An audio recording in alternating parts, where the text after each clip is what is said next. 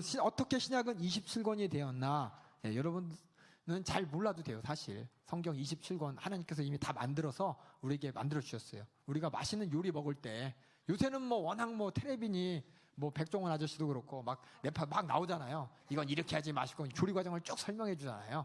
근데 가게에서 주문할 때 그렇죠? 저는 된장찌개 끓일 때요. 파는 언제 넣어주시고요. 소금은 몇 개고요. 이렇게 얘기 안 하잖아요. 먹어보면 맛있잖아요.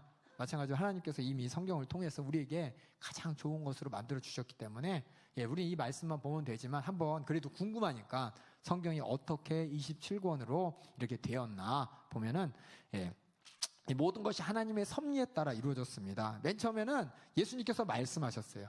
그 말씀을 제자들이 듣고 또 말씀을 전했어요. 근데 어떤 시기에 갑자기 이걸 기록하기 시작했습니다. 근데 이 사람도 기록하고 저 사람도 기록하고 여러 사람이 기록했는데 그것이 어떤 사람은 이제 모으는 거예요. 모으기 시작했어요. 모아가지고 어떤 게 진짜고 가짜인지 진짜 의미는 뭔지 이렇게 잘 다듬게 되고 다듬은 그 하나님의 말씀 하나하나를 또 이렇게 더 잘 모으게 되고 덜 모으게 돼갖고 약 한 397년이래요. 지금 한 예수님 오시고 나서 한 400년 뒤에 딱 27권으로 하자라고 어떻게 보면은 세상에서 정한 거지만 하나님의 섭리 가운데 정해져 갖고 지금 우리의 손까지 그때부터 지금까지 이어지고 있다는 걸 여러분이 아시면서 다시 말해서 여러분에게 정경 이게 뭐냐면 성경이 딱 결정된 것은 하나님의 섭리 가운데 됐는데 최소한의 객관적인 기준이 뭐냐? 사도가 적은 겁니다. 사도.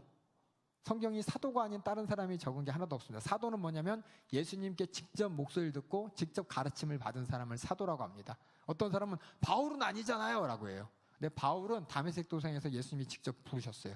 말씀으로 예수님 목소리를 들었고 그렇기 때문에 바울이 자기의 사도성을 막 강조를 하죠. 나 예수님 만났고 예수님한테 배웠다고 성경 곳곳에서 얘기하고 있습니다. 그래서 성경이 될 수 있는 신약이 될 수 있는 가장 중요한 기준이 뭐냐?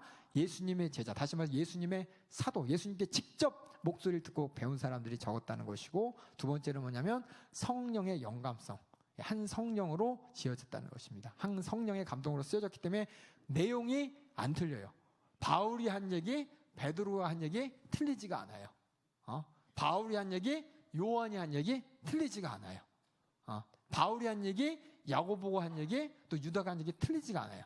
다 일맥상통하기 때문에 일관성을 바탕으로 해서 27권을 딱 그래서 하나님께서 그냥 자 내가 이렇게 정한 거니까 무조건 믿어가 아니라 이 내용을 보고 일관성을 보게 되면 정말 27권이 하나 어긋남없이 딱 맞는구나라는 걸 우리가 알 수가 있기 때문에 이 객관적으로도 또 하나님의 섭리 가운데서 또 확실한 27권이 하나님의 손길에 의해서 정확하게 하나님의 말씀이라는 걸 부인할 수가 없습니다. 그래서 정경으로서 27권을 아까 얘기했지만 구분을 하자면 복음서가 있고 마태, 마가, 누가, 요한, 역사서가 있고 사도행전이 있고 나머지는 서신서로 이렇게 구성되어 있다는 걸 아시고 여러분 이런 얘기 들었을 거예요. 외경이다, 위경이다 이런 얘기 들으셨을 거예요.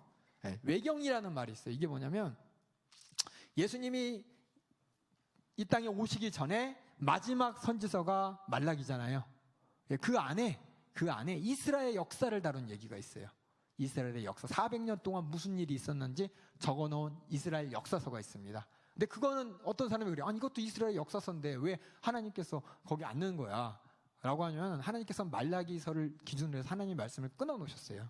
근데 그 안에 아무리 사람들이 막 우기는 거야. 이건 이스라엘 역사이기 때문에 하나님이 어떻게 관여하시는지 적은 거야 라고 할지라도 하나님이 쓰게 하지 않으셨다는 거예요. 이미 성경 전체의 내용은 말라기를 기준으로 해서 하나님께서 하나님의 목소리를 딱 닫으셨어.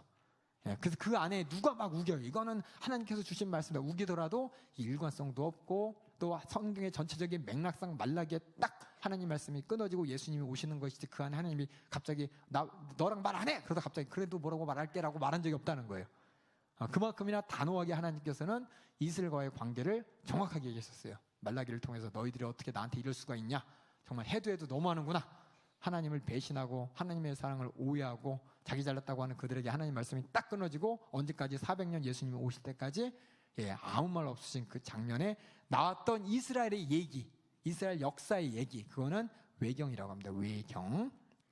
그래서 교회의 시작 전, 다시 말해서 예수님이 오시고 돌아가시고 교회가 생기기 2세기 동안 기록한 이스라엘 역사서로서 그 안에는 물론 하나님의 구약에 막 열심히 풀었어요. 하나님 말씀은 이거고 구약의 뜻은 이거고 막 설명은 돼 있지만은 인간의 머리와 지식으로 쓰여진 거지. 그걸 하나님께서 감화 감동으로 쓰여진 책이 아니기 때문에 이걸 외경이라고 합니다.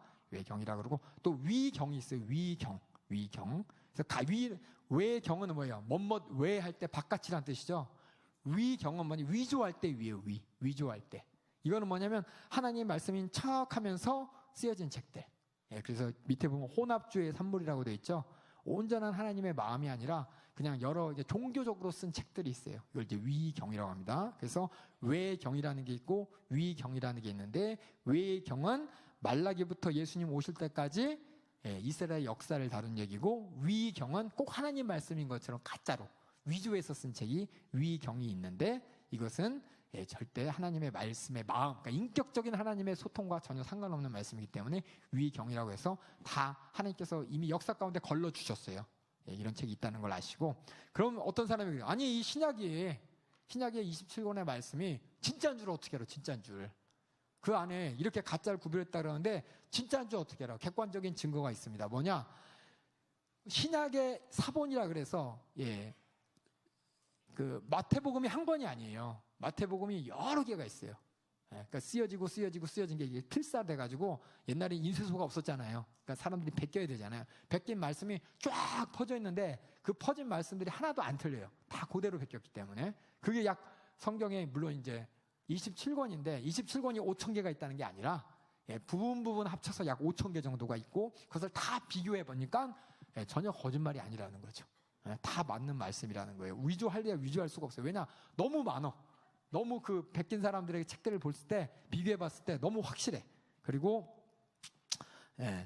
이 저자가 기독교 역사 초기에 원본이 기록된 시기와 사본이 한참 있다가 적은 게 아니라 그 시대 일시간에 확 퍼진 시기이기 때문에 그런 것이고 또 역본이라고 했어요.